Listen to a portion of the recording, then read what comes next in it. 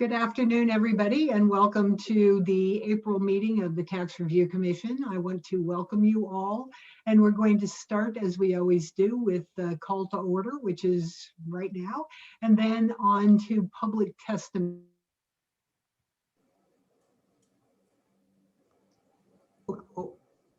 Okay, Seth, can I have a 1 minute of public testimony? So I just want to make sure, Liz, are you okay? You just went out for a second. Did you say anything else before you? Oh, I'm sorry. If this becomes a problem, I will have to move to another room, but hopefully my connection is good enough in here. I've got people working on my house and I'm hiding back here in a room that I can close the door. You're okay? Okay. Order and ask for any public comment. Okay, so Chair, I do have one public comment. I can't stay for the entire meeting, but I wanted to tell the commission that there is, I did propose funding in the budget for your commission. The funding is under Tax Program 107, sequence number 2000-001 for fiscal year 022, 227,500, and for fiscal year 2023, 22,500. Okay, so this is what you folks have to do. So now it's on the table now. It hasn't passed as law. Okay, it's in the Senate budget. Please write to the two money committee chairs and also write to every representative and senator from all of you folks supporting this budget insertion for your commission. Okay, thank you. Okay, and then if you get stuck on it, Seth can guide you. But the conference committees is going to start on April 19th. So it would behoove you to start writing testimony in support to the conference chair. Yeah, conference chair, which is Chair Luke and Senator De La Cruz, right? It'll do well that you guys, describe what your mission is and how you meet every 5 years. Now, when I testified for this particular change, I kind of admonished the legislature saying, you got all these great volunteers every 5 years, and to not give them any money is ludicrous. It doesn't make any sense at all. So it's on the table now. It's on the table. It's in the Senate budget. So please testify in support of that particular appropriation. Okie dokie. Thank you. I really, really appreciate your efforts to get that included for budget consideration and advising us what we can do about this. Does anybody have any questions on proceeding with this, which needs to happen very soon because the 19th is Monday? Yeah, you need to get it in probably over the weekend. Oh, and actually, members of the public, please support the commission too. You guys can submit testimony too. Okay. Okay. Thank you very much. I gotta go. Talk to you guys later. Okay, and thanks, congratulations on your confirmation today. Thank you very much. So we have not received any other public testimony for the thing. I just wanted to mention that today, along with confirming the Director of Taxation, Director Choi, they did add a new member to the TRC. Oh. So the new member is Winston Wong. I believe he's a lawyer. And so I do not have his contact information, but when I do, I will provide that. I will brief him on everything, give him a background on everything that's occurred and all the materials, and hopefully he'll be at the next meeting. That will be great. I really appreciate that, and he will have a lot of ground to cover to learn all of the stuff that you've been teaching us over the last couple of months. But it's really timely because today we're going to be talking about all of the work that we need to accomplish over the coming months. So he will be quite welcome. So the next item here is whether any of us have had any communications with stakeholders in the community. Any conversations or written interchanges? Okay. With that, then let's move on to the approval of the minutes of March 17th. Were there any corrections? I don't see any. I move to approve. Thank you, Scott. Second? Second. Thank you, Alton. All in favor say aye. Aye. Aye. Any opposed? Abstentions? Great, then the minutes are approved. And now we can go on to,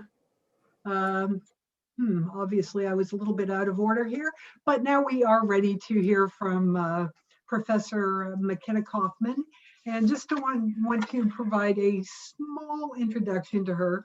She's going to be talking about the report that she produced with others about carbon taxes, but she is a director of the University of Hawaii Institute for Sustainability and Resilience. She's also a professor of urban and regional planning at UH and a research fellow at UHERO. So thank you very much. I really am looking forward to hearing from you, Professor Kaufman. So take it away. Thanks, Elizabeth. And thanks so much for the invitation to be here today to present the study that we did for the Hawaii State Energy Office and the legislature. So I'm going to share my screen, get that started.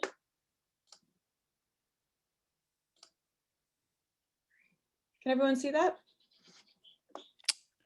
So McKenna, what we're seeing is actually kind of like the slide prep and not the full screen slides. Okay, let me try that again then. So you might want to do your other, if you have two screens, you might want to just look for the other screen. Sometimes that works. Or put it in presentation mode.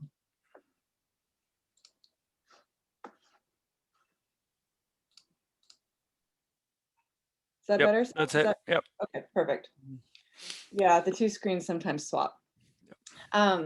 Thank you again for making the time for this presentation from the Tax Review Commission. And as Elizabeth said, this was very much a team effort.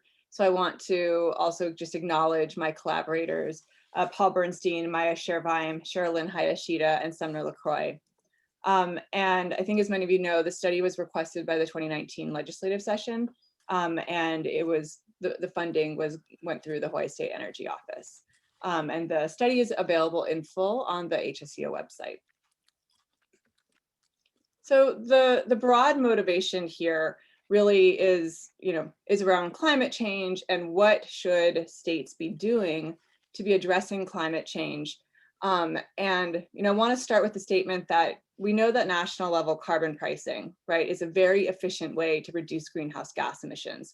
These are just a sample of studies that talk about that, but it's been shown study after study.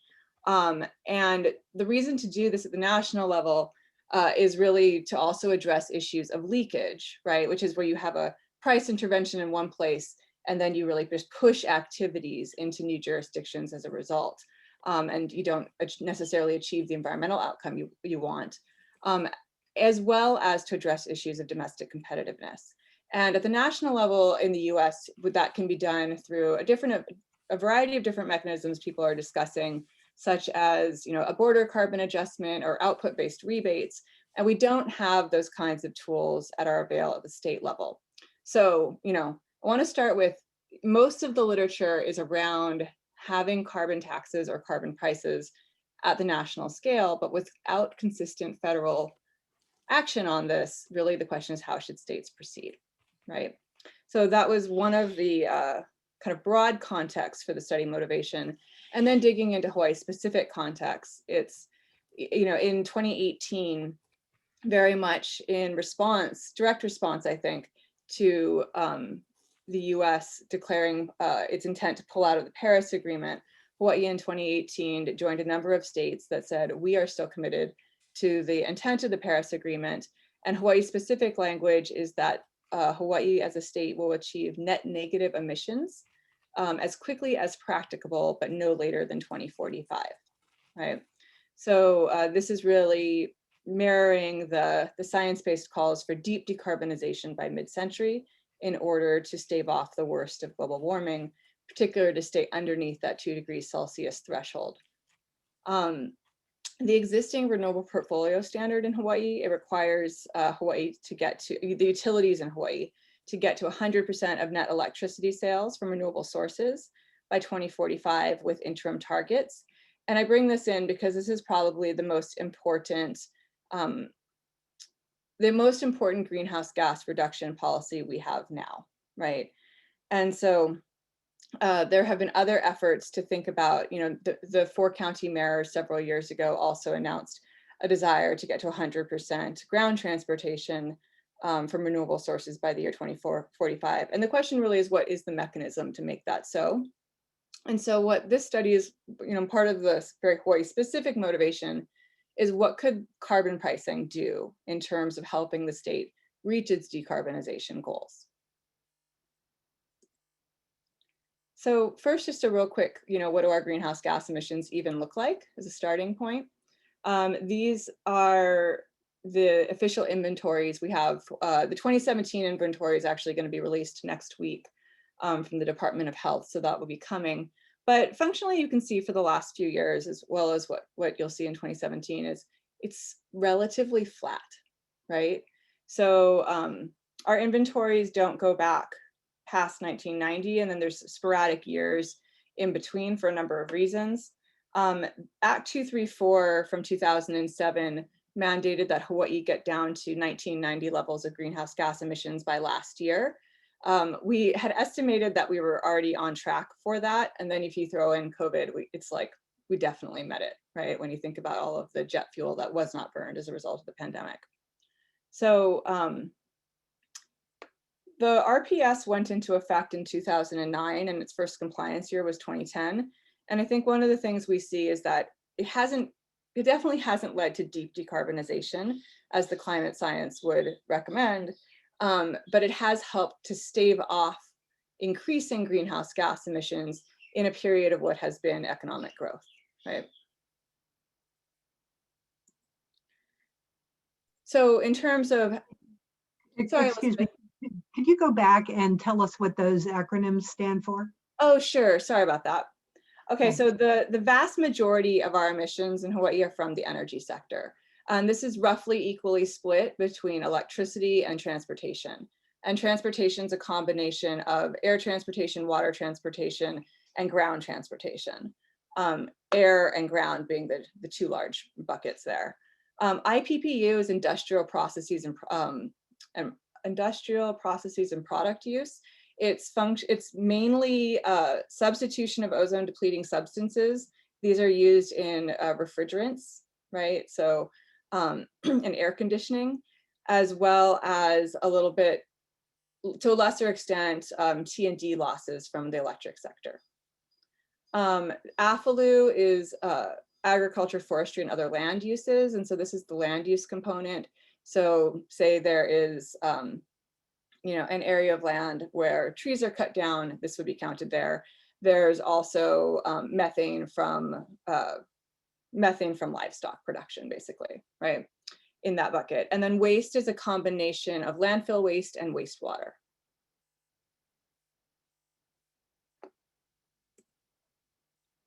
And please, if anybody has questions, feel free. Thank you, Elizabeth. The methodology for this study was a computable general equilibrium model. And what that means is we really wanted to capture both the demand side of the economy as well as the supply side of the economy. We operationalized it using three main data sources. The primary is the state of Hawaii input-output data. This is a data set maintained by DBED on a regular basis, which is really great. So it has 68 sectors that really shows the interlinkages between the sectors. And that's really critical, right? Is that we don't just want to know about the fossil fuel sectors. We want to know how the fossil fuel sectors affect all the other sectors, as well as agents of final demand, which is us, right? The people who live here as residents, as well as the visitors, in terms of how it would impact their spending and their contributions. So that's what the input-output table really does. It's a really nice sort of showing of the interlinkages of industries, as well as showing the interlinkages of consumers to those industries. We don't, however, have a great representation of how Hawaii residents expend their monies by income group. So within the input-output table, there's a representative household, and it shows how that representative household expends monies across those 68 sectors, right? And that is based on the National Consumer Expenditure Surveys tailored to Hawaii for the most part. But what we did, because we really, in the question of a carbon tax, right, is always sort of one of incidence, and particularly concern for lower income households, right? If you're raising, what is functionally raising the cost of living by raising fossil fuel prices, how does that affect our households that are least well off? And that's a primary concern that we wanted to address in this study. And we did so by augmenting the input-output table data with the National Consumer Expenditures Survey data. And this allows us to have insights into household expenditures by income quintiles, right? So by 20th percent, lowest 20th percent of income to the highest 20th percent of income groups, and how the different kinds of spending patterns between low income households and high income households would be affected by a carbon tax. And so that's the data set we use there. And lastly, linking this to the data I just showed you, which is the official state greenhouse gas inventory. It's a recursive dynamic model, which means that sort of we initially calibrate in the year 2012, where we have that solid input-output data.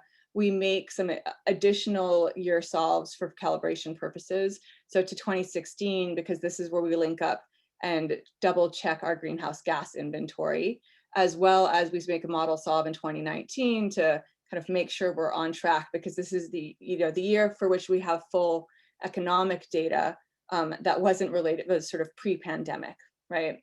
And then we solve the model projecting forward in 5-year increments from 2025 to 2045. The 5-year increment solves really what projects that forward are assumptions about gross state product and about visitor spending. We did have to, make some, we had to make a lot of adjustments here for COVID, right? We, taking a combination of DBED short-term forecasts as well as UHERO's short-term forecasts, we ended up making the simplifying assumptions that you get back to 2019 levels of GSP and visitor spending by 2025. And after that, we're assuming we pick back up to the long run forecasts that were sort of pre-pandemic, but we've pushed them back now 6 years. It fit with the short run forecasts that we have, as well as it's also really important to note, it's not that we're trying to have a crystal ball into the future, right? But we're trying to create a reasonable baseline by which to assess the impact of the tax intervention, in this case, the carbon tax intervention.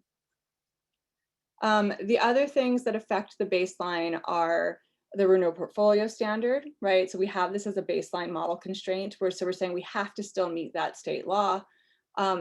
In this case, I don't want to get too much in detail here, but the net sales language is a little tricky. So 100% doesn't really mean 100% of electricity generation will come from renewable sources. Using the utilities power supply improvement plan and integrated grid plans, we estimate that it's actually about 70-ish% of generation will come from new renewable energy by the year 2045, with interim year solves as well. So this serves as a kind of baseline renewable energy constraint within the model. Also, we use different forecasts for electric vehicle adoption. These forecasts are frankly just all over the map, right, for the country and the state. So we used a combination of annual energy outlook, so US EIA annual energy outlook forecast for electric vehicle adoption and local HECO forecast for electric vehicle adoption. And we come up with an estimate of 34% of EVs on the road by 2045 as a baseline number. Federal corporate average fuel economy standards, of course, are like the big thing that actually drive that, right? Again, our baseline assumptions really affect our baseline greenhouse gas estimates, but really what we're trying to do is look at that delta of the carbon tax intervention. And lastly, we have energy efficiency parameters per sector. I don't want to get too much into these beautiful stick figures, but just to show you a little bit of the logic of the model, right? The idea with this left-hand figure that says output in the middle, right? This is most of the sectors that we're looking at, and it's how are they produced and then who consumes them, right? And that's the structure of this computable general equilibrium model, is that we have nesting substitution, basically nesting representations of how sectors substitute with one another and what are their major inputs. And so that's what you see going up until you have, what is that sector product? And then where does that sector product go, right? Is it consumed domestically or is it sent into the world market for export? And we make specific assumptions into the fossil fuel sectors. So you see here petroleum manufacturing, the production of electricity, which of course is renewable based as well as fossil based, transport. So this is water transport, air transport, and ground transport on the right. And ground transport, we have it into ground transportation services. So those are ground transportation services that you can purchase, like taking a Lyft or an Uber, right? As well as what households do themselves in consuming their own vehicle miles traveled, which is that VMT acronym. And then, of course, we're really interested in household consumption. And we actually have this broken out into 5 representative households now, not just one, right? So representative by income quintile, and then visitor consumption. So visitors make the decision to come to Hawaii, right? Based on, should they purchase that air transportation first, right? Should they make that travel decision? And once they do, then they consume goods and services while in Hawaii. Here's just a quick insight into the household expenditures by sector, by income quintile, because this, I think is one of the major concerns when we're talking about any kind of tax intervention, and particularly a tax intervention as it relates to energy, goods, and services, right? So here are our lowest income households. And you can see that so that sums up to 100% here. So this is relative to that income quintile. How do they expend their monies across these sectors? And I've aggregated the sectors to 16 for tractability. And the sectors that tend to be energy and greenhouse gas intensive are here in bold, right? So petroleum, this is households' direct purchase of petroleum, basically gasoline for your car, right? And you can see that the lowest income quintile has a higher petroleum burden than the highest income quintile. Where it's most exacerbated is in electricity costs. So the lowest income quintile has a substantially higher electricity cost burden than the highest income quintile here. And where it's flipped is air transportation. So this is much more of a luxury good. So the lowest income quintile consumes much less air transportation relative to the highest income quintile. So this is a perspective relative to one's own income, right? In order to get a sense of like, what is that cost burden? But on a level of value, it's important to understand that it is high income consumers that absolutely consume the most energy, goods, and services, right? So on a level of value, which is what is shown here for electricity, ground transport, and air travel, you can see it's high income consumers who are traveling the most, right? Are consuming the most ground transport, as well as have higher electricity usage. And this is important for thinking of, the last kind of perspective was important to think about what are those relative burdens.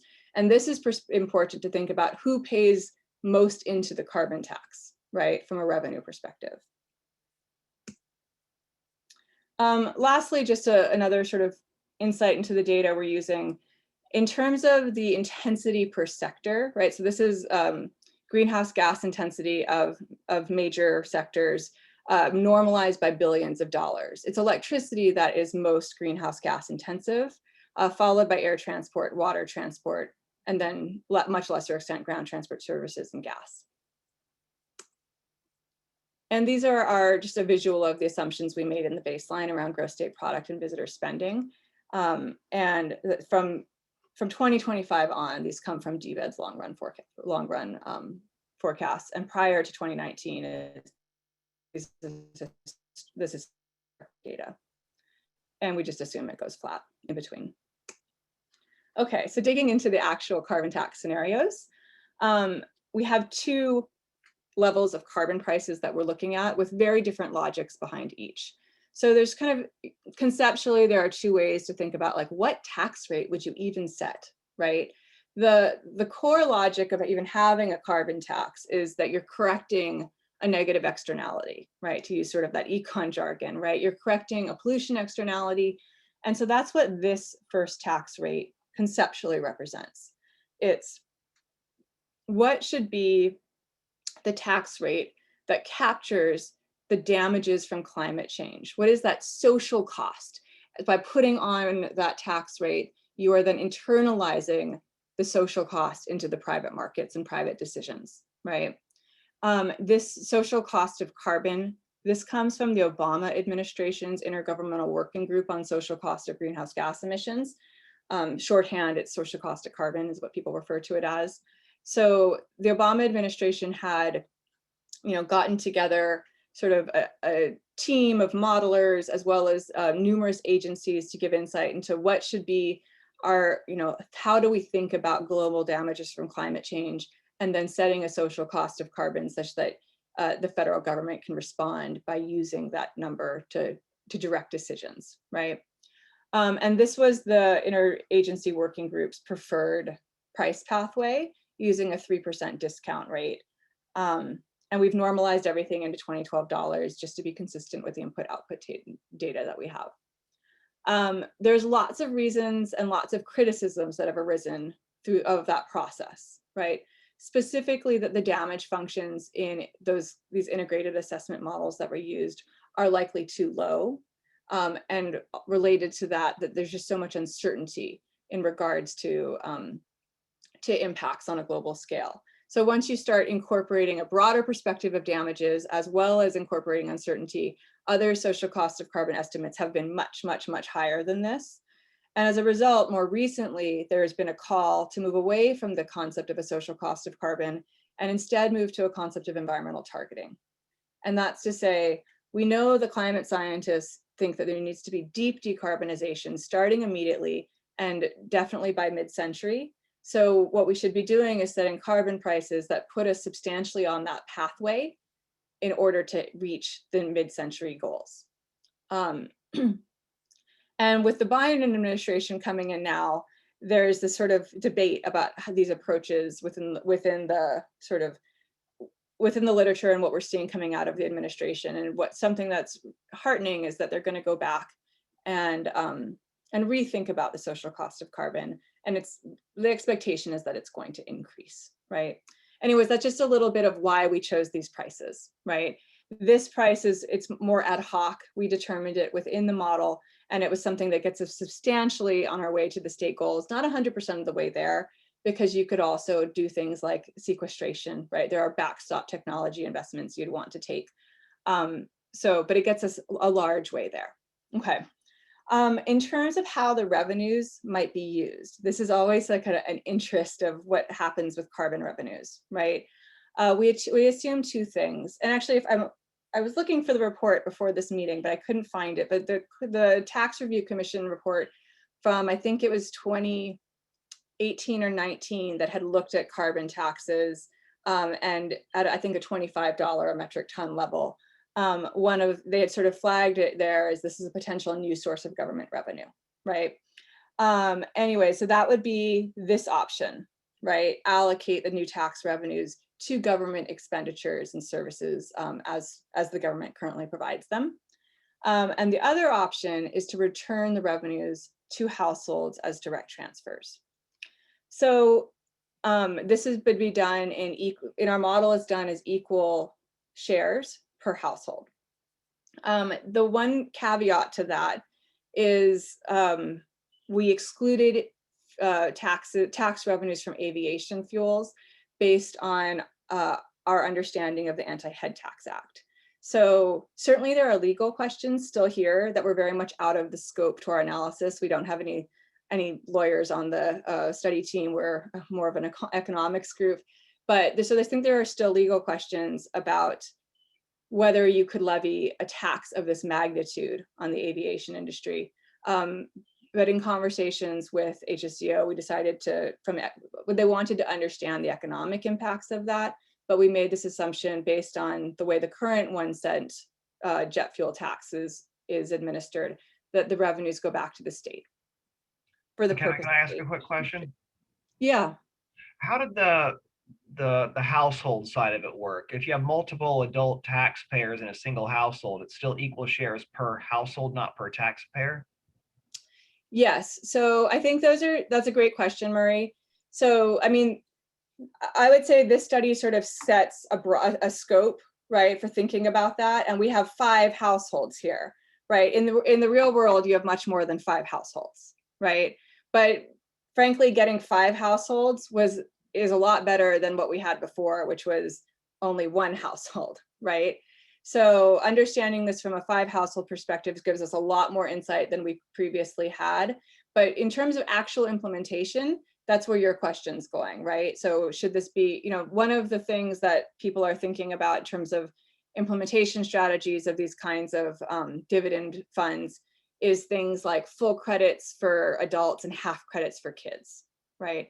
We didn't address implementation strategies at that level in this study, but that certainly is a consideration. Okay, so for purposes of the study, when you say household, do you mean an income quintile, essentially? Per income quintile? Yes, per income quintile that represents a household spending. Yes, got it. Thank you.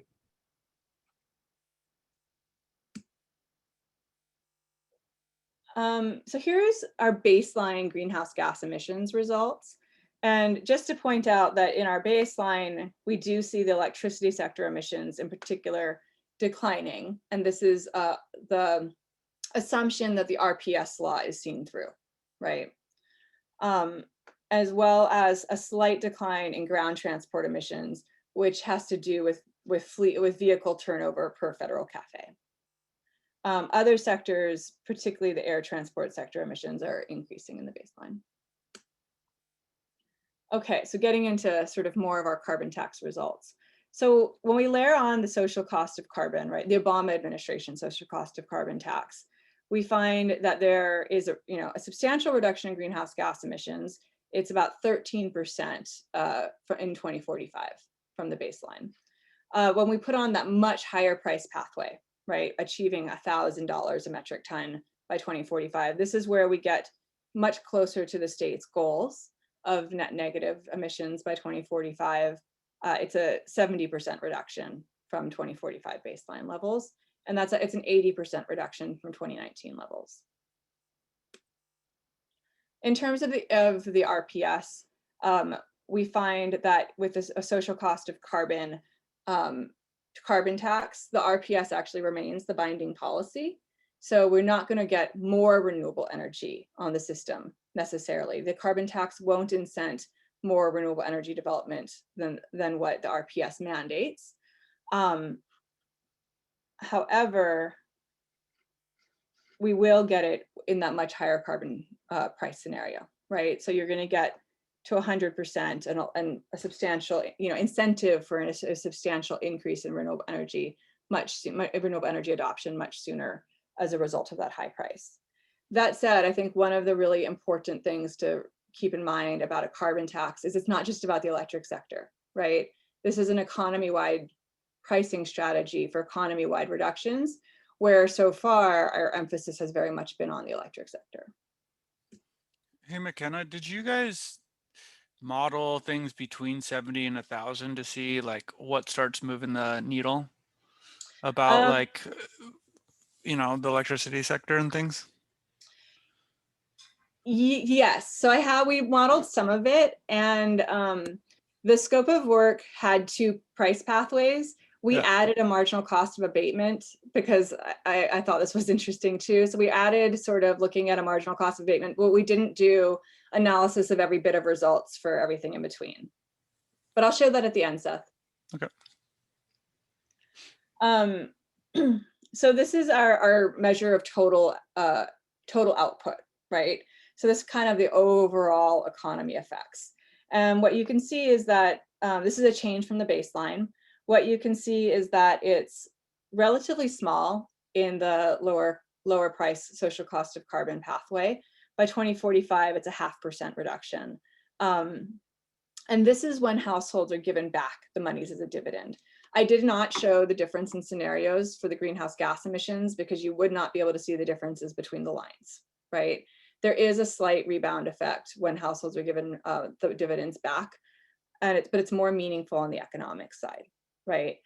So we do see a slight sort of amelioration of the negative economic impacts when households are given the dividend. And you can see that a little more clearly with the high price pathway, right? So in the very high price pathway, we're seeing an 4 to 5% reduction in overall economic activities as a result, which is substantial. It is important to remember that this is against an assumption of a baseline of growth, right? So it's not 4 to 5% reduction from 2019 levels. It's from the baseline, right? So in a level value perspective, this is what the results look more like, right? So it's the 0.5% reduction here and the 4 to 5%, or this is without it, so 4.7% reduction here. We also have results in terms of imports and exports. Here's giving some insight into the imports results. You can see that there's basically a preferencing towards imports, right? And this is what I kind of started with, at the state level, we don't have the ability to have trade adjustment mechanisms, right? So there isn't going to be a border carbon adjustment, which was what at the national level, what you could do in order to ameliorate some of these effects, right? So we do see a small preferencing in the social cost of carbon case to imports. In the high price pathway, it's kind of interesting. There's sort of two competing impacts, and that's why we get this curvature. There is the preferencing of imports because they've now become relatively less expensive, but then there's also the overall shrinking of the economy. So you also demand fewer imports as intermediate inputs and final goods, right? So that's why we see this curve, right? Whereas there's basically this overall shrinking and then this preferencing of imports. So I'm sorry, what do you mean by imports in that context? So I'll start with, this is where the input-output data we have isn't very granular. What we have are the value of imports per 68 sectors.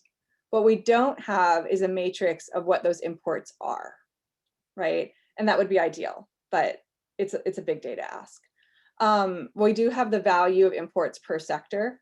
And so basically we can look at in the model, if the import price does not change, but the inputs, the intermediate inputs that come domestically from Hawaii do as a result of the carbon price, what would you substitute? Maybe you could just give a few examples of what an import is for any sector that you choose. Oh, it's like so much of our things, right? So everything that's coming in on the Matson ships, everything that we barge in, that's the value of all of that, right? And then DBED does the hard work of categorizing that per 68 sectors. So, the big import that matters the most in what we're talking about is our import of petroleum, right? So we have a petroleum manufacturing sector, and it's the imports box that is all of the crude oil that we bring in. And then once on island, it's manufactured here, right? If that is helpful. Yes, thank you. Okay. And if I could just jump in real quick, McKenna, like another thing to think about is agriculture, right? Agriculture is a relatively carbon intensive sector, right? Yeah. So we would be making it even more expensive to produce agricultural goods here relative to the mainland, which would increase the amount of agricultural imports relative to the baseline. Yes, absolutely. And when we dig into the sector analysis, that is what we find. Agricultural productivity in the, I don't want to misspeak, but that is in the report. Agricultural productivity declines by a few percentage points as a result of the intervention of the carbon tax or the social cost of carbon. One question on the shipping side of things. So presumably when you have an import, it's produced, let's just say on the mainland for argument's sake, where there is not a carbon tax. And so it's therefore relatively cheaper. And the ships that fuel up on the mainland to bring it here, also that fuel is not under a carbon tax. But when the ship goes home, goes back to the mainland, it does fuel up here, and that fuel would be subject to a carbon tax. And since we know that because we don't have that many exports in Hawaii compared to the level of imports kind of sort of have to pay for the ship here and kind of the ship back because there's not that many exports. So is there any carbon tax effect on the cost of imports because of the fact they have to pay the carbon tax to fuel up to get home? Is that a little too detailed? I don't know. You see what I'm getting at there? Yeah, we definitely didn't look at that sort of particular effect, right? Although marine transportation is in there, right? So that we looked at sort of the effect on marine transportation costs in general as a result of the carbon tax. That said, the decline, so we find that there's a decline in marine transportation, but the decline is mainly driven by direct resident and visitor activities in marine transportation. So it's not the shipping industry, right? The shipping industry declines really, really small because it's so inelastic, right? So that would stay. But I think to some of your questions, Marie, one of the things that's important to remember in these results, right, is we are looking at a scenario where Hawaii adopts a carbon tax. Well, California already has one. So, right, so anything from California is already subject to that. And that's been in play for a while. So Hawaii adopts a carbon tax, but not necessarily the rest of our trading partners, right? Yeah. So these can be thought of as kind of worst case scenario results, but definitely where we're at right now, right? So the idea, the economic impacts, but this is where the collective action problem is really important, right? The economic impacts ameliorate the more people similarly adopt carbon taxes, yeah, sure, right? But okay, I get that. But on the detailed question, essentially an import is not assumed to bear any carbon tax, even though the ships have to fuel up to get home. Is that a fair statement? The imports are assumed to bear carbon taxes as it relates to marine transportation fuels. Oh, they do. Okay. And if I could just jump in once again, like, so what they said is they were directed to us, and McKenna, tell me if I'm wrong about this, but the fact that you can actually tax interstate commerce related to jet fuel and I believe also a maritime thing is a strong assumption, right? Yeah. Because there's a lot of legal mandates saying that you cannot do that. Oh yeah, right? Yeah, exactly, right? So it is a strong assumption that the taxes could even be levied at this level on air transport or marine transport, right? So the desire was to understand what would be the economic and greenhouse gas impacts if we could, but it was outside of the scope of work to do a full legal analysis of if you actually could, right? And just for some background information, right now we have a barrel tax, which is a little bit like a carbon tax, right? And a little bit, yes. Yeah, a little bit, right? And the aviation portion, the revenues that are generated from the aviation portion have to stay within the airport, right? So they cannot go to the state coffers, they cannot be redistributed. And one could argue that it just even lessens the need for other types of taxes, like gate taxes and things like that. So it's very difficult from a pragmatic point of view to actually tax transportation, to interstate transportation, fuel related to interstate transportation. And correct me if I'm wrong, McKenna, that does represent a substantial part of our energy, the carbon derived from our energy matrix or transportation matrix, because we're so reliant on airline travel for our visitors. Yes, so aviation would be over 20%, right? So yes, and to to get to your point, so absolutely, everything you said is really, really important. And to add to that, right, so our assumptions around you tax aviation fuel and then it goes back to the state government, right? So we're making the assumption then that would help, you know, fill in the airport costs, but then they could redirect other budgets elsewhere, right? So we're assuming that that's a seamless sort of redirecting of monies.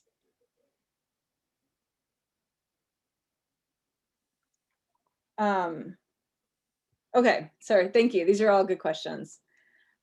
Here is our finding around visitor spending, though. So visitor spending, visitor arrivals relative to changes in airline prices. This is work that Carl Bonham and Peter Fulicki had previously done, and we were able to build off of it, is really inelastic, right? And so we were able to operationalize their specific Hawaii elasticity assumptions, which is about 0.2, right? So if an airline seat goes up by 1%, you would only have a 0.2% reduction in actual visitor spending.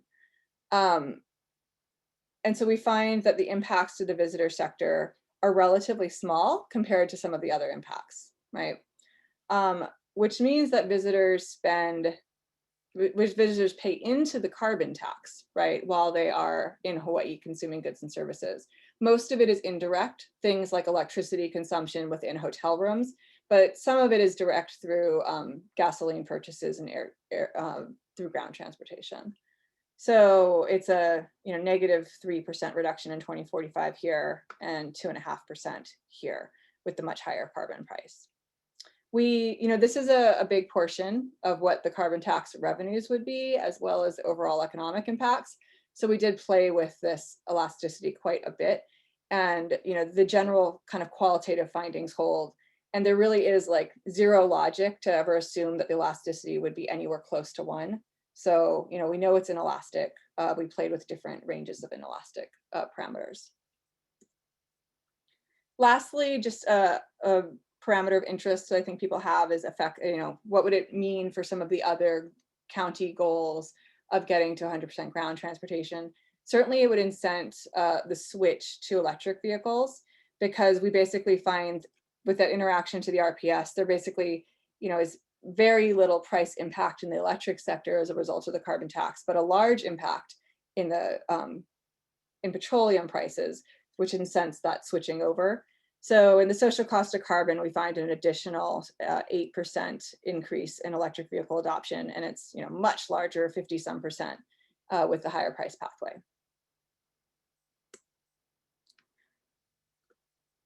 Getting to the welfare implications by household. So this is in 2025, and these are the 4 scenarios, right, in terms of level of carbon tax and the way that the revenues are used. And basically what you see in these shades of purple are when households are given the monies back in a dividend, right? So this is, and you can see very clearly, this makes it a much more progressive policy, right, versus regressive. And the idea of progressivity is that lower income households are made proportionately better off, right? Versus regressive, as lower income households are made disproportionately worse off, right? So in terms of the impacts of the tax, right, we definitely found very clearly that giving monies back to households is a really important element. And this is very in line with other studies. And the reason is because it is higher income households on a level value that consume more energy intensive and greenhouse gas intensive goods and services. But the burden is higher on lower income households, right? So when you take those tax revenues and divvy them up equally and give it back, you're going to find that proportionally benefits lower income households. Anybody who's a less than average consumer of energy and greenhouse gas intensive goods are probably going to benefit from that. And to be clear, this doesn't, to get to your question, Marie, doesn't mean every single person's made better off, right? But in the way that we measured it by income quintiles, looking at this range, this is the finding and trend, right? Which is very, I think, important insight for understanding the relative sort of, equity implications of such a policy. And it holds, I'm sorry. No, I was going to say I found this to be one of this chart and ones like it in your study to be some of the most useful ones in the entire presentation, because to me this is even though I understand you took a little bit of heat from certain legislators about how this doesn't represent every single household and some people could be worse off. I get that, but this is a pretty strong finding that, just for example, if you had the social cost of carbon number and you gave the money back in equal shares as you're talking about, nobody, including the highest quintile, is actually worse off. Right. Partly because you're exporting some of those taxes to visitors, probably largely because of that, but nobody's worse off, which is, I think, a very strong finding. And then it's progressive on top of that. So I was a little bit disappointed when I heard that some legislators gave you some stink over that, because I thought this was a very strong finding. Yeah, well, I had the same reaction as you then, Murray. So, but I mean, also, it was simply out of scope, right? And the other thing I'll say to that is, I think it is really interesting and potentially from a very research perspective, the next step to try to make this spatial and to really look at it on the neighborhood scale. But you needed to do this first to get to that. And just doing this first was a really big piece of component of understanding, right? So anyways. So Yeah, McKenna, go ahead. I just want one quick question. This does take into account the 4.2% decrease in economic growth? Yes, that's in there. So that is why this is 2045. When that high price pathway, Seth, gets really high and the economic growth impacts get really large, that's why you start seeing the flip, right? It's still relatively progressive. You see some sort of this U shape with the dark purple, but it gets to the point where the economic contraction is large enough to flip that welfare effect for that really high price pathway. Whereas for the social cost of carbon pathway, even in 2045, we find it's not, as Murray said, progressive and positive. So I guess the point I'll make, just because this chart is, I know you're not done yet, but this is the most convenient chart to make the point with. Given that with the social cost of carbon, which I'll just call a reasonable, not a high carbon cost path, if you're giving it back on equal shares, as I mentioned, and as you mentioned, it's net positive for everybody, every income quintile. So the natural question for me, and you see it's worse for everybody if the state just spends all that money, essentially. It's basically worse for everyone if they just spend all that money.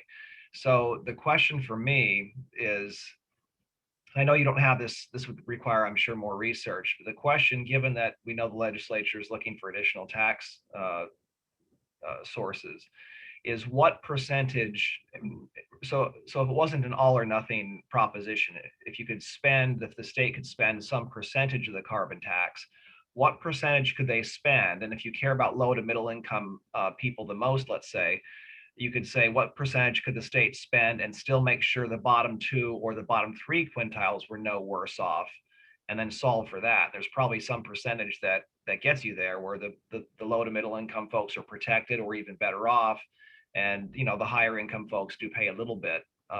That would be a really interesting number to find out how much of that is effectively at play if you want to have some state revenues they can actually spend and not give back, and yet not harm low to middle income people. That's kind of the next thought or question that I would have. I do understand that would take more research. No, thank you, Murray. I think it would take more research. It would take sort of running this and calibrating it in slightly different ways, but it's doable. And I think those are the kinds of extensions and questions that have come out now that this portion of the study has been released and there's been conversations, right?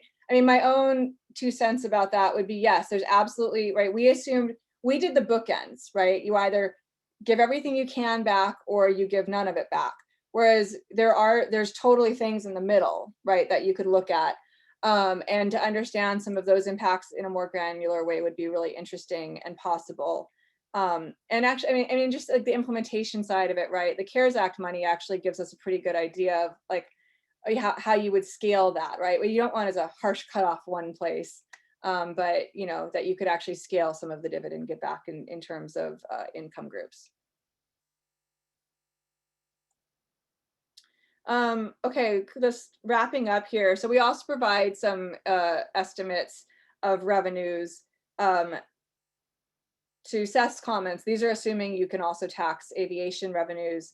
And so that's why in the dividend scenario, that's why you still have dividends that go, revenues that go to the state, right? Because that's the aviation portion of the revenues.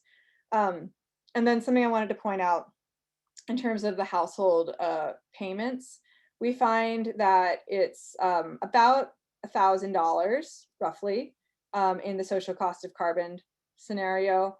And then in the much higher price pathway, it's not necessarily proportional to the level of tax because of this interaction to aviation fuels, right?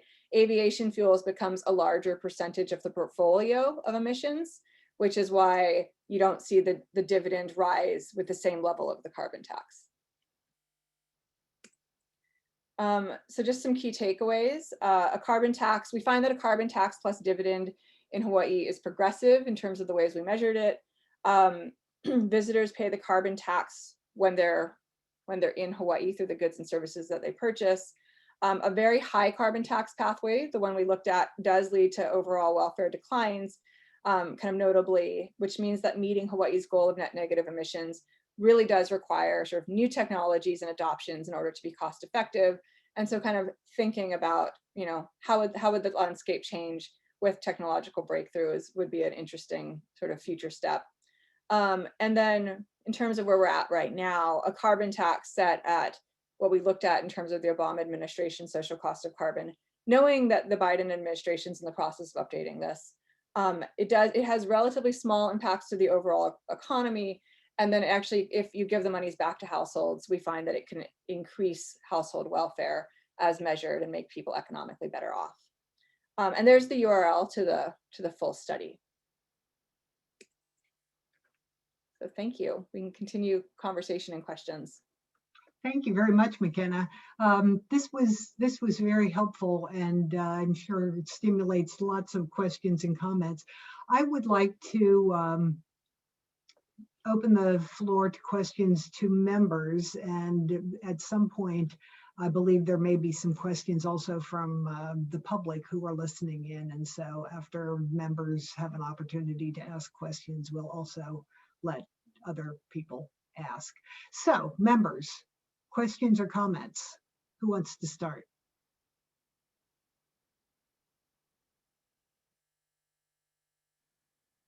Well, Chair, this is Kate, and I probably am I'd like to steal the question of Nicole, who's there in the chat box. I don't know if you can see it, but it relates to some assumptions I made around the progressivity.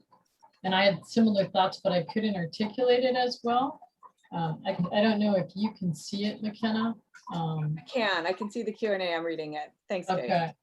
And thanks, Nicole.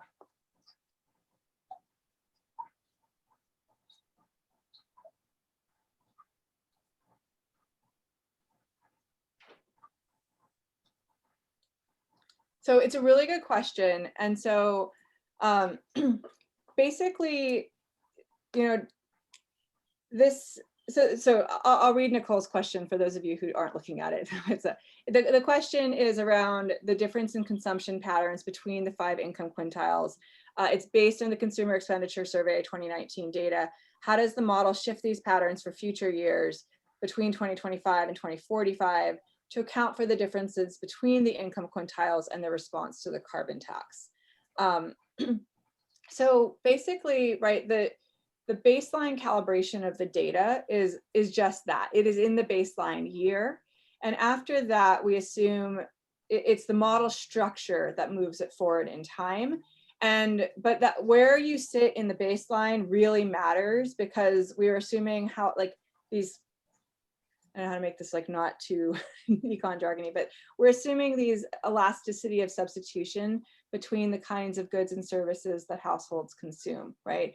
And what your initial allocation is matters, right? So it's a combination of what your initial allocation is and the price, the relative prices in that initial allocation and how that changes. It does matter then where your next allocation can sit.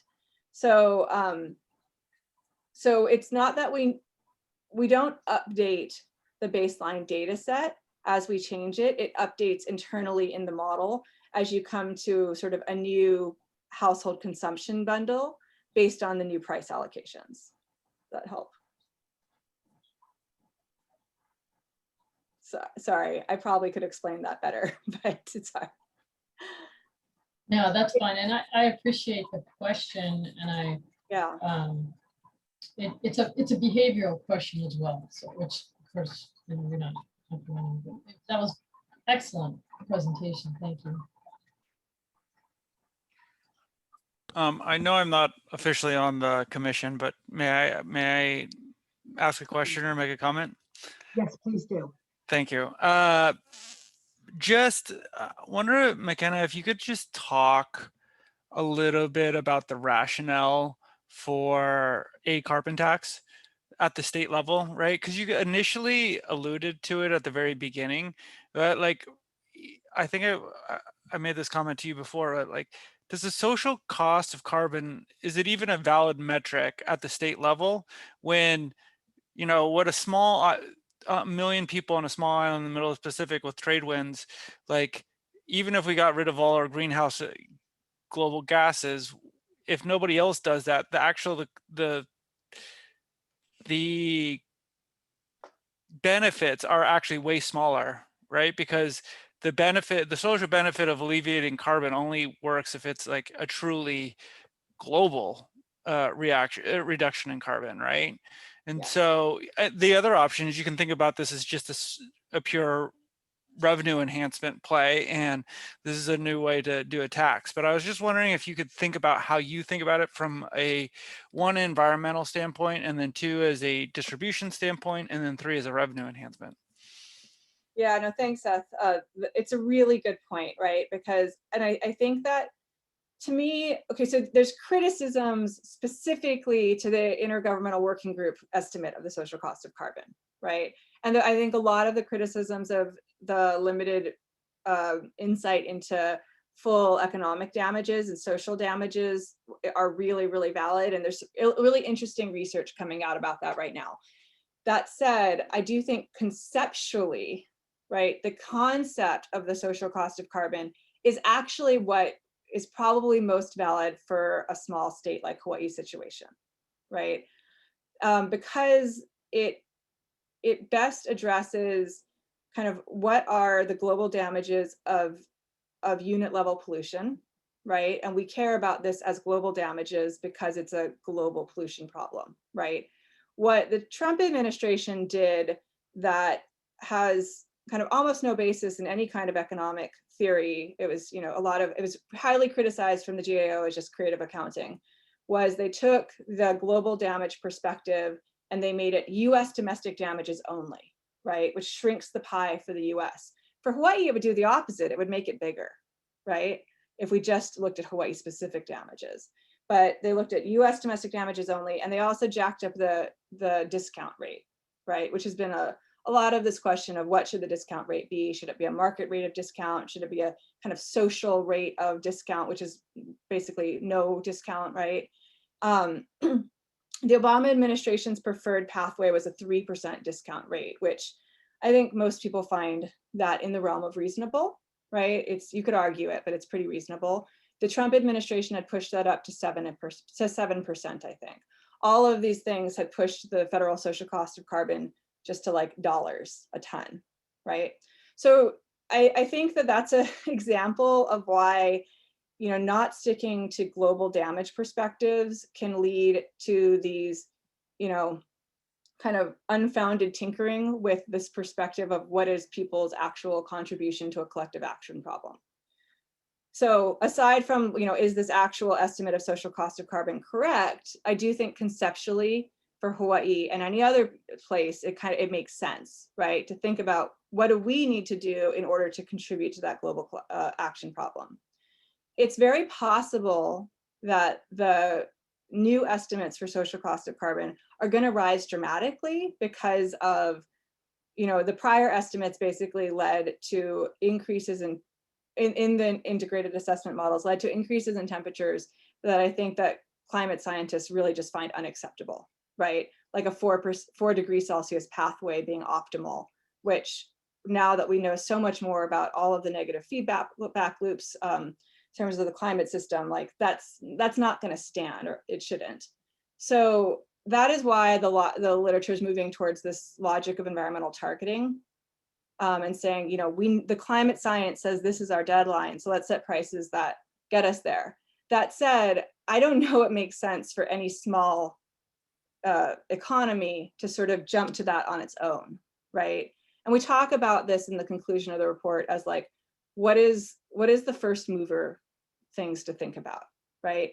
So it's not that I don't think that as a globe we need to jump to that, and certainly as the US and large per capita emitters need to jump to that, but as a, how do we form, one idea is kind of like regional cohorts. How do we form regional clubs so that we do this together to lessen the negative economic damages and then also have more impact on climate change? Sorry, long answer, but yeah, that's some of my thoughts there. And sorry if I missed elements of your question. Other questions? Murray? Well, I was just going to add on to what she said. Yeah, most of the stuff, you probably studied it more than I have, McKenna, given your background, but most of the stuff that I've seen just in the press about new efforts or initiatives to estimate the cost of carbon do all seem to be coming in higher than the social cost of carbon. And to your point about Hawaii, the cost of climate change to Hawaii is going to be higher than the world average, because climate change for Siberia means they get warmer winters. We get, Waikiki flooded and our beaches are gone, so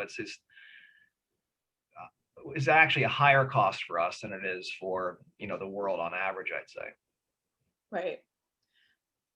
Yes, but I think the tricky part is that doesn't necessarily translate into what your carbon price should be, right? Which is, I think, the difference between sort of like domestic impacts and global damages. Yeah.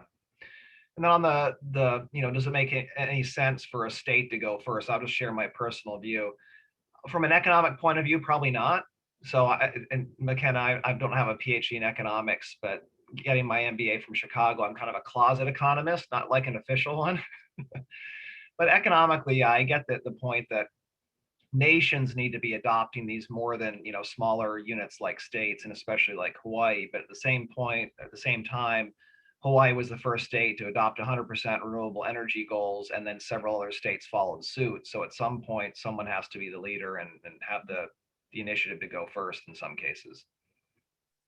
Absolutely, right. And that's actually why I think that our findings around the Obama administration social cost of carbon are particularly interesting, because the economic impacts are rather small / the household impacts are positive, right, in terms of the way we looked at that. And so if we think about that as kind of,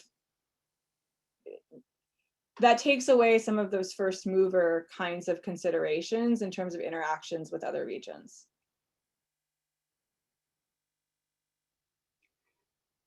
I have a comment for you, and that is that I do think that a tax is really important, and it is an incentive to get people to change their behaviors.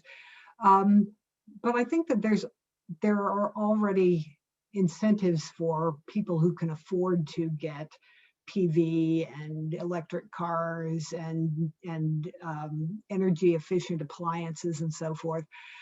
By providing dividends that are disproportionately large for low-income households, they still probably are not going to be enough to make that conversion. And so we know that it is important for everybody to be moving toward those goals and reducing their carbon footprint. And yet that amount of money that would be available to a household on an annual basis would not be enough to incentivize them, particularly since low-income households tend to be larger. And so there could be more people driving cars. They may be in rental units where their landlord is not incentivized to purchase energy efficient appliances. Are put on a PV system. So is there kind of a hybrid way that we could help lower income households get up to speed, and then talk about how the ongoing revenue is going to be distributed after everybody has the same opportunities to get with the program and reduce their greenhouse gases. Yeah, no, that's a great question, Elizabeth. And I think I would point you to some of the work of Severin Bornstein at the Haas School. I can email it to maybe you, Seth, if you want to share it. But I mean, I think one of the challenges, right, is that it's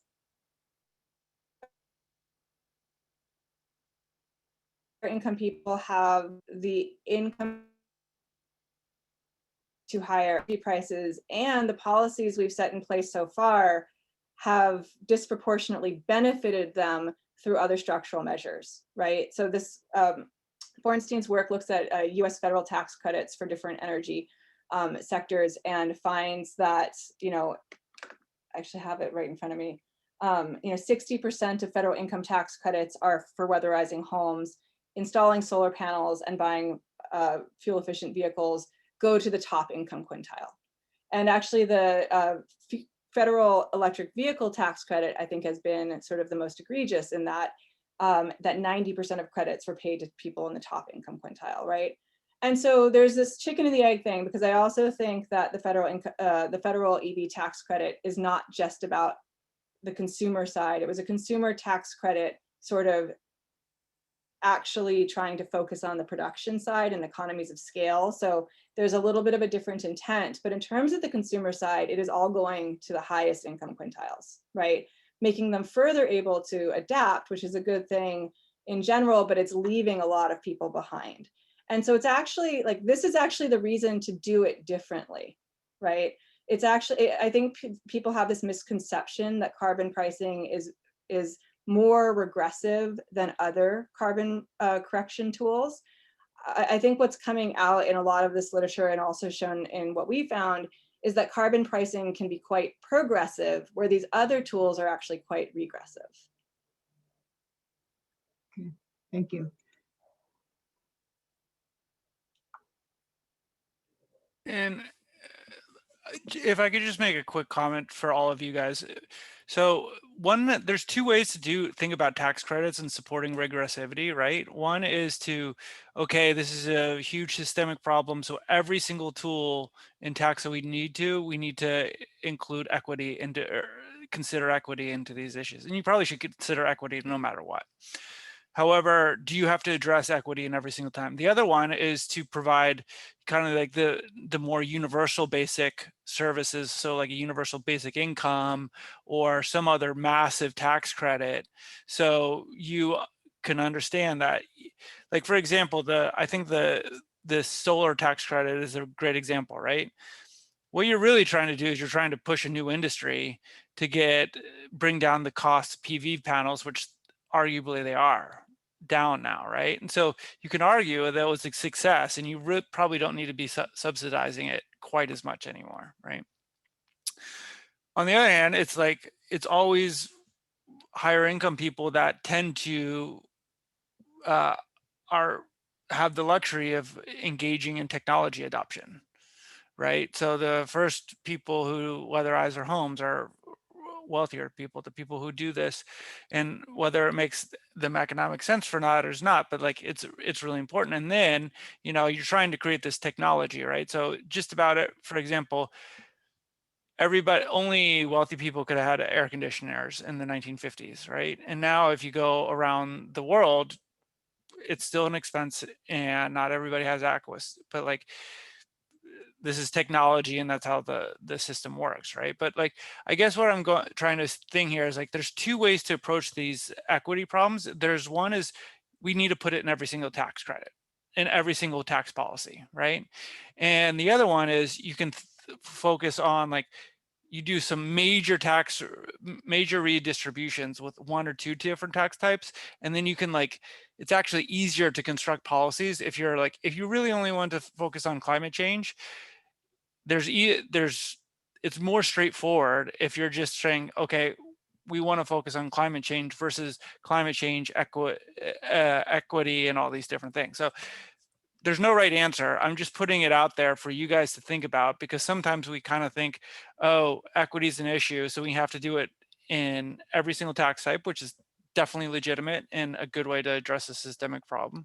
On the other hand, is you can also think about it the other way, is like, oh, what if we did like a massive UBI, universal basic income, make sure that people get what they need, and then you can like focus more on these things. So I just want to throw that out there, because a lot of times, especially now with inequality being like one of the massive things of our time, we tend to we overlay it on every single policy, and sometimes that's really legitimate, and other times that really complicates policymaking.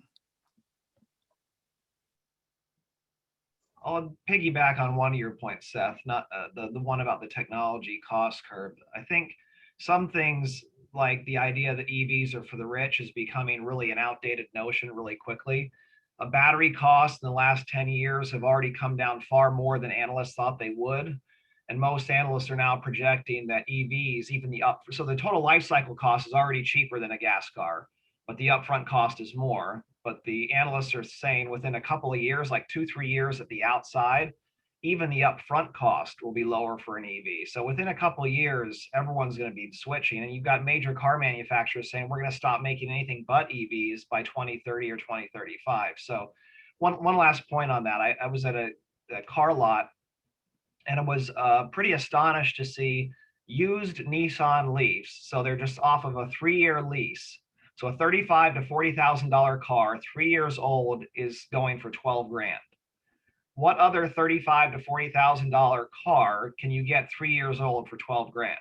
And they still work just fine. I've driven them. They work just fine. So the idea that you can only get an EV if you're rich, it's really becoming super outdated. So I'd rather not get too hung up on that idea. And then on other topics, there's programs with Hawaii Energy and even utility now with performance-based regulation, where they specifically have to work with low to middle income folks to help them get energy efficiency in some of these appliances and other things. So kind of, I guess, to your second point, Seth, that the equity piece doesn't have to be built into absolutely everything, because there are special programs specifically to help the low to middle income folks.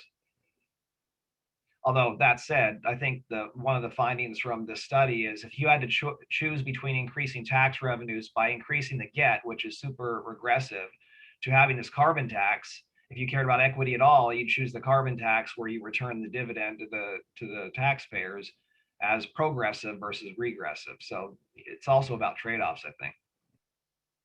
That's true, but if you did that, you would get, under this scenario, there's no increased revenue to the state, right? When you redistribute everything, basically this is just to affect people's behavior. Whereas if it becomes regressive, once again, if you don't redistribute anything, right? So yeah, but that's why I said you solve for the percentage that shows the top or the bottom 3 quintiles are better off, and what percentage can the state spend, and maybe the top quintiles, you're okay if they're a little worse off. And then there is revenues there, and the low to middle income are still taken care of. Okay, thank you. Any other questions or comments before we move on? I do note that there was a second question, but it was really about the cost of helping low-income households be more carbon neutral.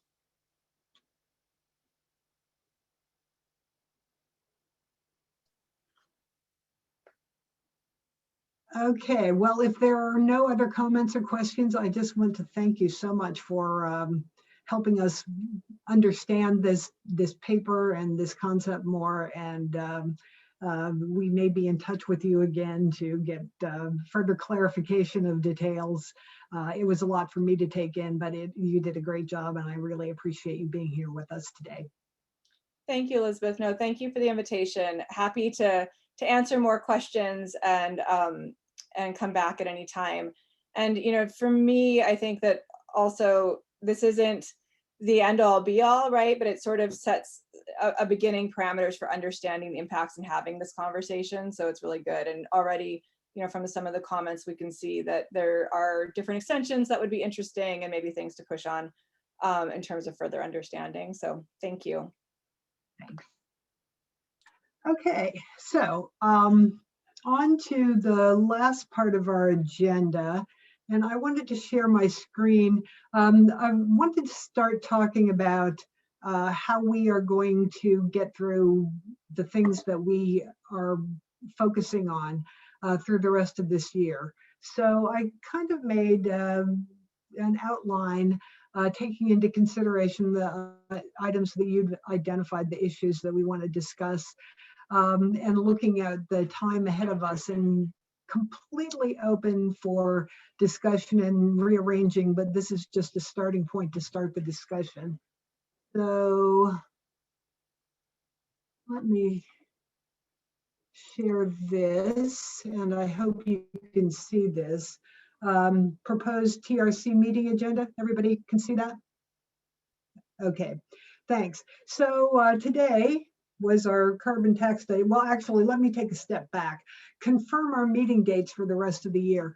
We had originally talked about meeting the third Wednesday of every month at noon.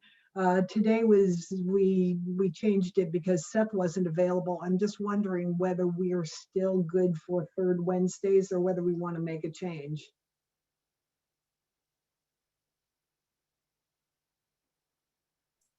Anybody have any objection to that? Elizabeth, this is Kate, I don't have an objection, but I am not able to make the May 19th meeting. It's a board meeting date. It doesn't mean you need to move it, but I would not be able to make that date. Okay, thank you. I think in order to try to keep things on a schedule, we will go ahead and go with the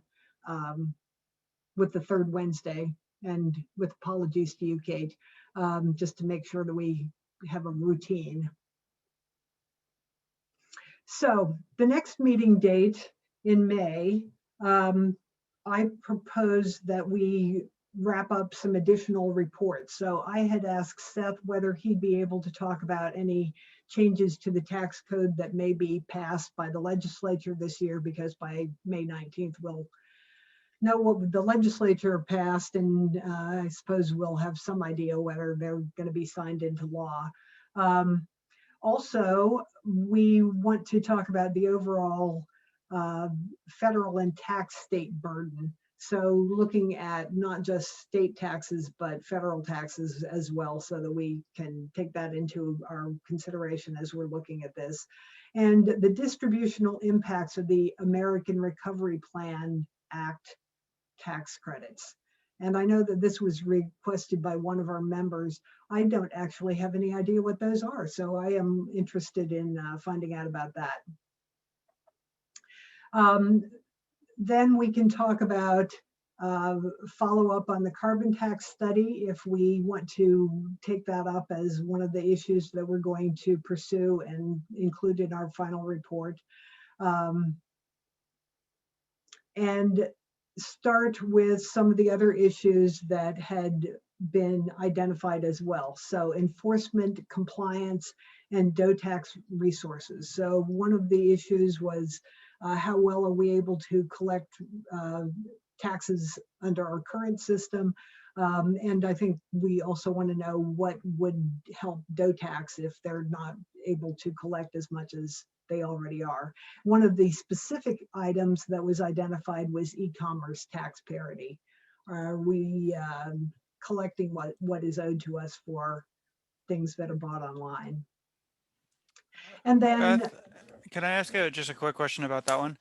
How Yes. can we support you? How can would you like us to bring in somebody from compliance? Would you like this to be kind of like the 30,000 level policy view that we've been really focusing on? How can I facilitate and support that discussion? Okay, well, thank you. There were a couple of members who had identified this as a high priority. Maybe they would be best able to address that. I mean, some specifics, this is Sale, sorry, that I think got highlighted in the CARES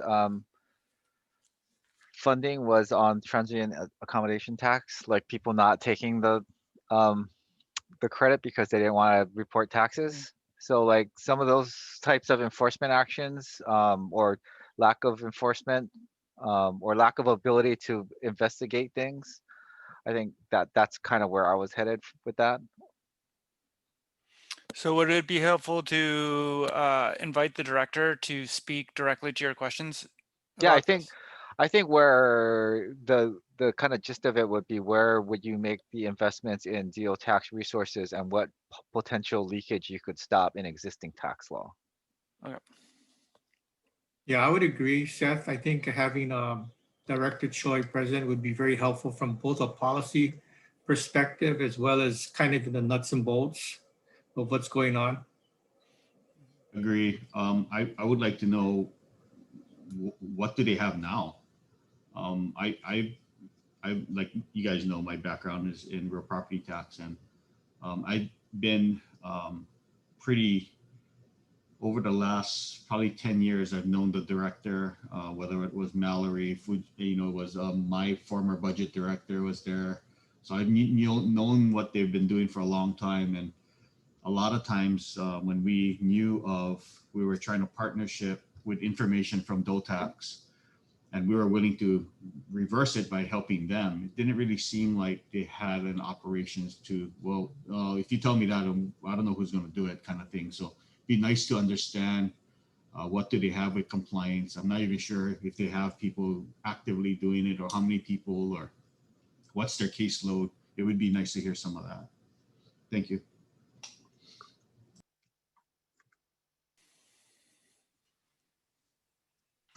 Thank you. Is that, does that take care of your question, Seth? Yep. So it sounds to me I'm just going to invite the director on, and you guys can bombard him with questions about compliance. That's kind of what I'm foreseeing. If there's anything else I can do to support the commission, please let me know. I'm not even sure if Ted is still there, or if he would be able to be there if he had some. I know I've dealt with Ted in the past, and even Elefante, I know, I'm not sure if they're still directly related or involved in it, but I know Ted knows a lot of the issues that I've been talking about in the past. Thanks.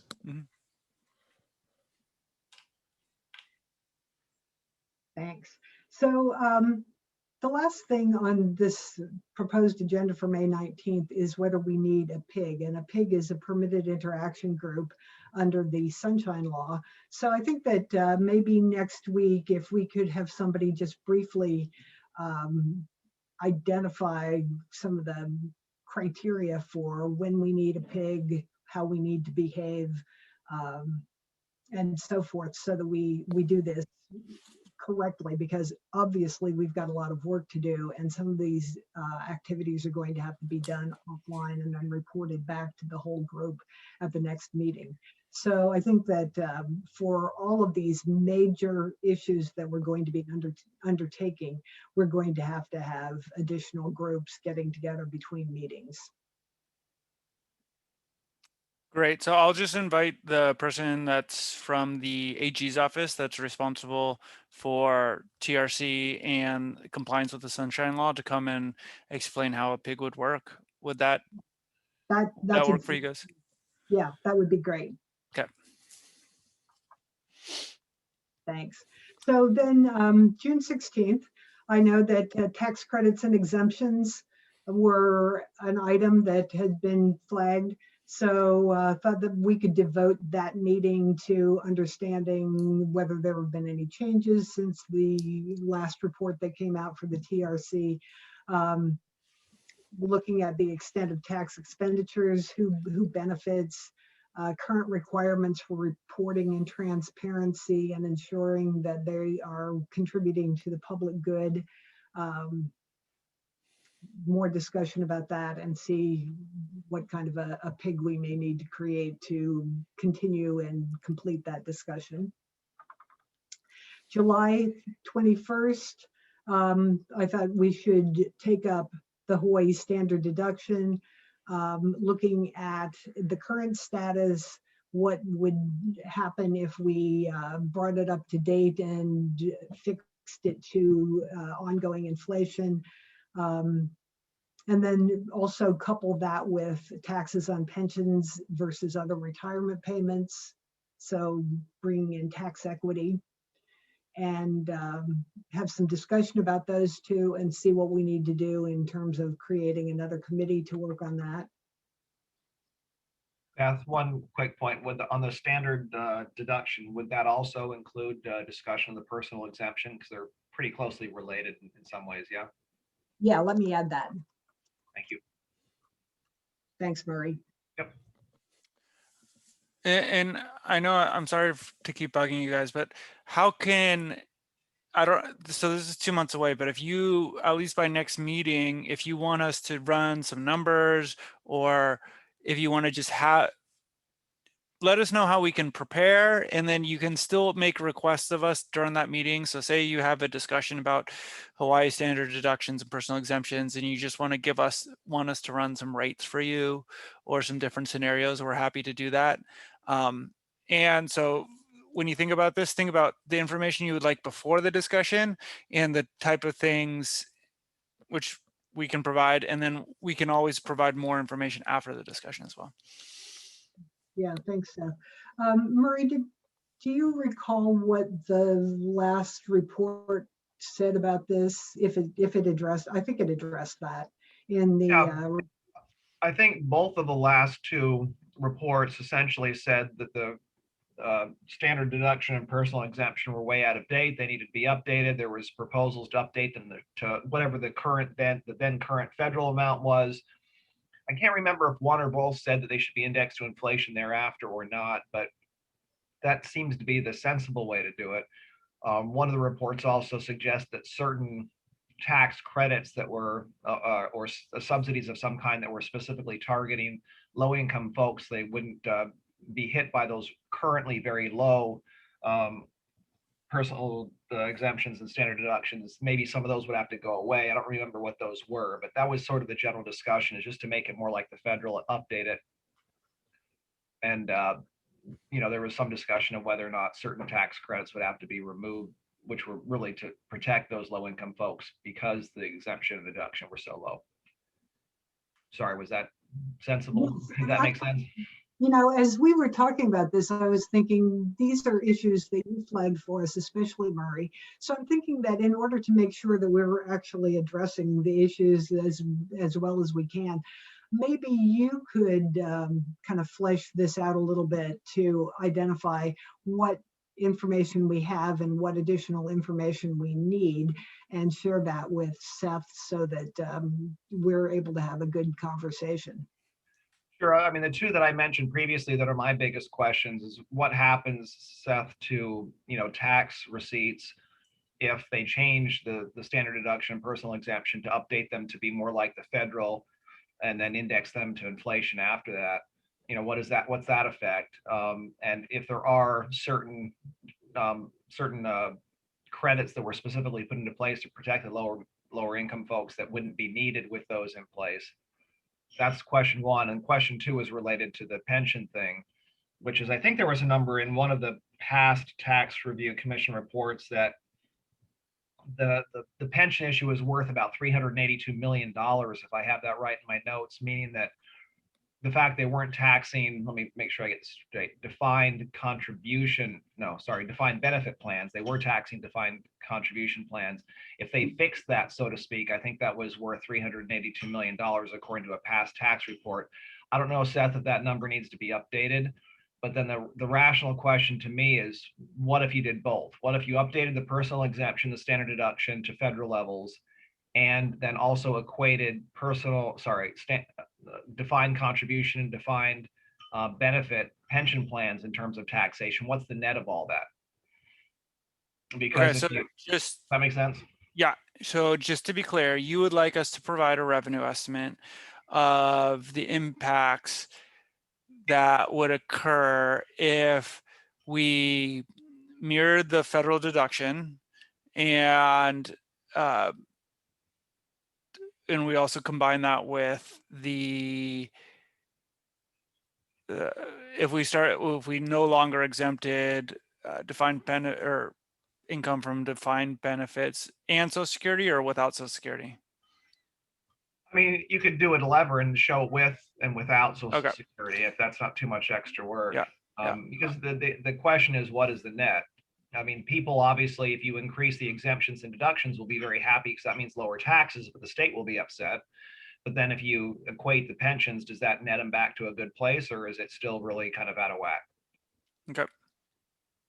And just to let you know, I haven't done the analysis, but we'll do half the federal exemptions as well, because the federal exemptions are really high. They're 10,200 and 24,000 for, so that's really high for us. So I'll do a couple different scenarios for you guys to help you. Yeah, that'd be great. Thank you. Thanks. And to take a step back to June 16th, for those of you who had identified tax credits and exemptions particularly, was there anything specifically that you want Seth and his team to put together for us?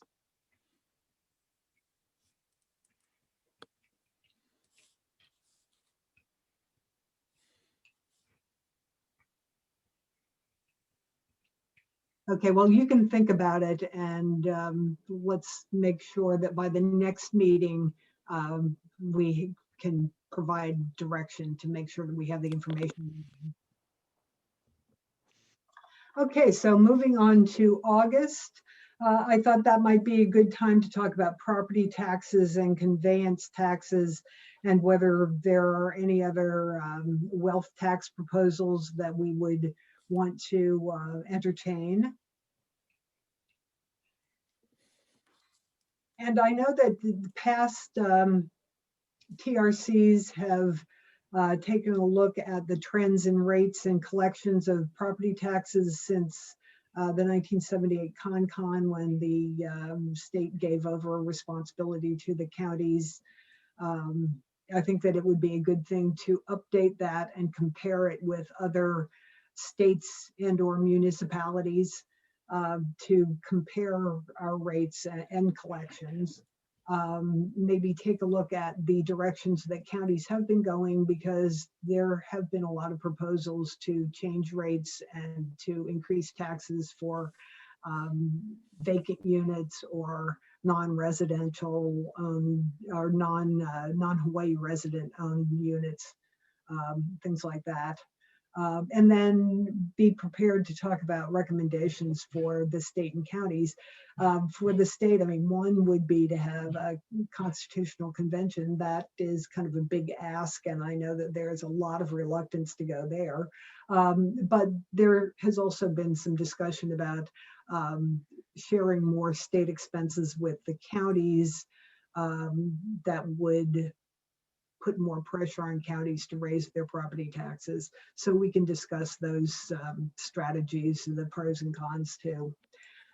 Conveyance taxes, I think we have identified that there may be some questions about how accurate the reporting is and timely, but it would be also really good to know what are the rates, who's paying them now, are there people who are managing to evade them in some ways, and recommendations for changes. And then I don't know what other wealth tax proposals there may be, but we can, if there are any, we can take those up. And Kate, I think you had been one of the people who wanted to talk about property taxes. Do you have any other specific requests for this? I mean, I guess I just, every time sort of it's brought up, and it's been brought up a couple of times in the past, it's, and I think Seth has sort of said, that's not your purview a couple of times. So just, can we, how much leeway do we have in looking at that and making recommendations? If it's really a, not your Kuleana, then maybe we shouldn't spend a lot of time on it. But I think it's just a very interesting thing, since we haven't, since it happened so long ago, and it's fairly unusual. Yeah. And I do know that we may not be able to affect a lot of change here, but I do think that I know that it has been addressed in past TRCs, and I think that it would be appropriate for us to at least have some comment on it, even if there isn't much that we can do about it. Yeah. Scott, I think you had been interested in the conveyance tax. Is there anything specific that you want to make sure that we address with that? I would maybe the question would be more for the director, because I know in past years when I've always talked with the Bureau and the DOTAX, no one monitors it. So I'm not even sure if it's a big deal or not a big deal. They collect whatever it is at the Bureau. They have nothing to do with it. DOTAX, I don't even think they do anything except, I don't know. I don't even know if people pay the right amount. And I'm not sure if there's a mechanism, because I know it was different a long time ago. It was like a percentage of whatever, and they changed how they collect it. I don't really know much about it.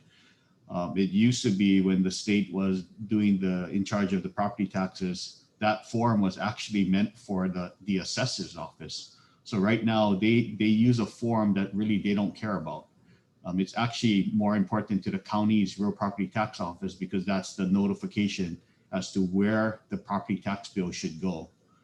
So there's a lot of over the years, I know all of the counties have different requests on that form to help the counties do their business, but they have no authority over that form. So be a real quick one maybe for the director, maybe some questions that I could maybe ask the counterparts from different islands if they had any questions, updates on the form, because a lot of that information that's needed is something that each county would like to have information on, like maybe their email address or the phone number that normally the attorney or an accountant fills it out, but it's really important for the county to get the correct address of that taxpayer that it's being transferred to. So I can maybe get some information that some questions for the director, and I'll appreciate that. That would be great. Thank you. Okay, then moving on to September, I think that it would be useful to take a look at what is going on with visitor impact fees. We know that there are some people who have proposed various options for a so-called green fee or visitor impact fee. We already have the transient accommodations tax, but there is a sense that what we're collecting from visitors is not paying for the full impact of their presence with us. And so take a look at that issue. And I can come up with some more specific items that we would ask staff to take a look at for us.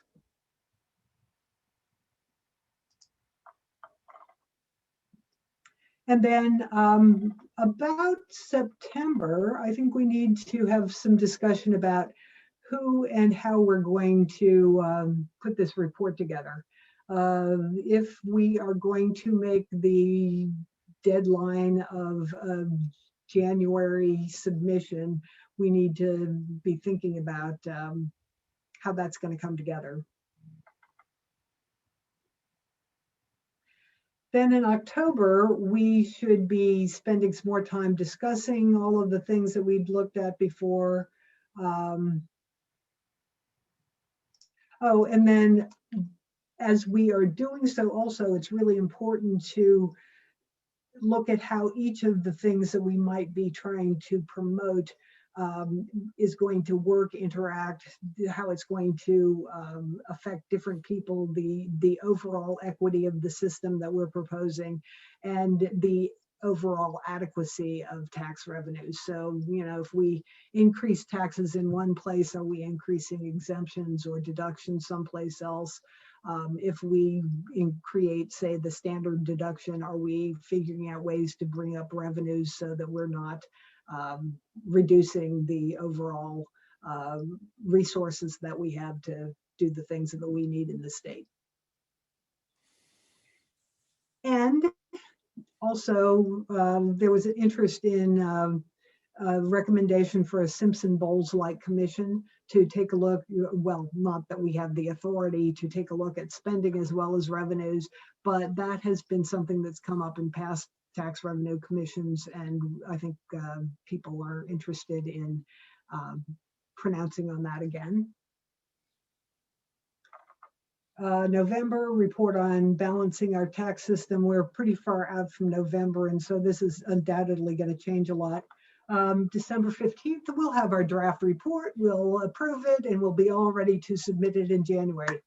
work done, right? So again, I am quite open to any alteration of this. I was just trying to make sure that we had addressed all of the priorities that you identified.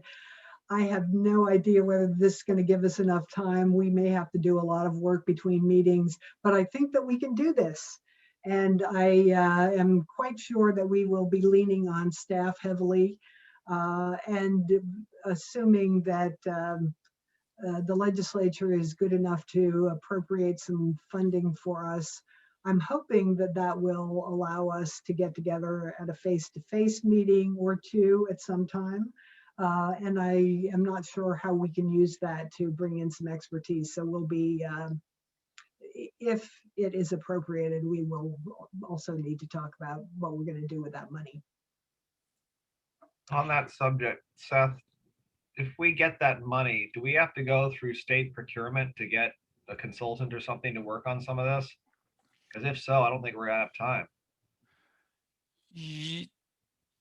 To my knowledge, you would. Now, there's different types of procurement at the state level, and I'm not a expert in that. How about next meeting? Well, the director won't know about it. Well, next meeting, I will let you guys know kind of like the thresholds for, you know, getting 3 bids for requests for proposals, or where you don't need a bid. I can get those kind of like expenditure thresholds, because that matters a lot, right? So I can find things for you. Yeah. What is the cost? The cost of what? Oh, I heard request for proposals or bids. I mean, that's really the thresholds for us, at least. It really depends on what you're trying to commission. Yeah, exactly. Right. So under $5,000 is different than over $5,000, and what you guys are trying to do really drives out. I don't have the specifics, and I can provide those to you. I'll be frank. I think spending the money wisely by like, you guys kind of need a report by October or November. Right? Yeah. It's tough. Yeah, that was my concern. It would be hard. Do you have any consultants that you already have a contract with that could be amended? We could look at PFM, who did the last study 5 years ago. Who knows? I don't know. I mean, to be perfectly frank, like, they just come and ask us for information. We give it to them, and we're grateful that they spend a little bit more time doing, well, one, they're independent, more independent than us, so that there's value in itself. It just, I really have to think about like what value. I would encourage you guys to think about what value you're getting by going to the consultant, and what can they do that we cannot, which is that could be independent evaluation, that could be that they have analytical capacities that we do not have. But I would just encourage you to think about that when you think about the consultant and what you're looking for. You know what? Maybe PFM could do the independent stuff, I guess. maybe one thing, if you can, if there's a way you can find out, Seth, just as an example, if we decided, and I'm not presuming that we will, but if we decided to do something more in our report on the carbon tax, and we wanted McKenna to do that bump out analysis, maybe it's only 50K, not 200 and whatever. I don't know what it is, but it's not probably going to be the full amount. Does the fact that she already had a contract with the state energy office make it any faster, or does it still have to go through all the same lengthy procurement hoops to get even an add-on to an existing study? I don't know the answer to that, and so next our next meeting, I'll bring somebody from ASO to like answer all those questions for you. Thank you. And just noting that I believe that it might be a little easier for the state to contract with the University of Hawaii than an outside consultant, but I don't know that. So One would hope, yeah. Never be surprised about the bureaucratic hurdles that exists. Okay.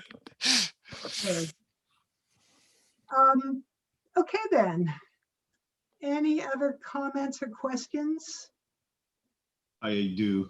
I was wondering, as Director Choi had talked about us, would we be doing a joint letter to the ledge supporting that bill that's going through, or I wasn't sure what we were going to do or if we were going to do anything. I believe that he was recommending that we each individually send a brief testimony to the money chairs and as many other members of the legislature in support of providing the funding. I don't think that we have time to put something together and approve it as a group. So I think that it probably would be at least as effective anyway with a hearing from each of us. Is there any thought as to whether it's more effective to submit that testimony representing our individual organizations that we all come from, or as a member of the Tax Review Commission?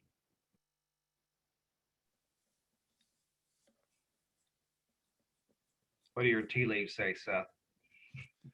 I would just say both, right? I think you should, if you can use both organizations and say, I am a member of the Tax Review Commission, and that whatever your organization is comfortable with, I would say it's important for you to mention that you guys are on the commission when submitting your testimony. Seth, do you know of any communication number it's attached to so I can kind of see what it is, can look it up or something? I do not have it with me. I will ask the director for that information and I'll email it out to all of you. That would be helpful. I was going That way you can identify what is the measure before them, how much money we're talking about, or whatever it's going to go for, so that it can maybe have some sense to what I'm writing. Yep. I'll work on getting that to you by tomorrow. That would be great. Thank you. And Beth, I'm sorry, are we able to get I love the framing that you did to help us begin to put some structure to our next year of work. Are we able to get that document from you as well? Seth, shall I send that to you and then it can be distributed to everybody? Yeah, you just send it directly to Rick and he'll distribute it to everybody. Yeah. Okay. Okay, if there is no other business, then it is 1:53 and the meeting is adjourned. Thank you, everybody, and have a good rest of your April and tax day. Thank you. Thank you. Bye. You. Bye.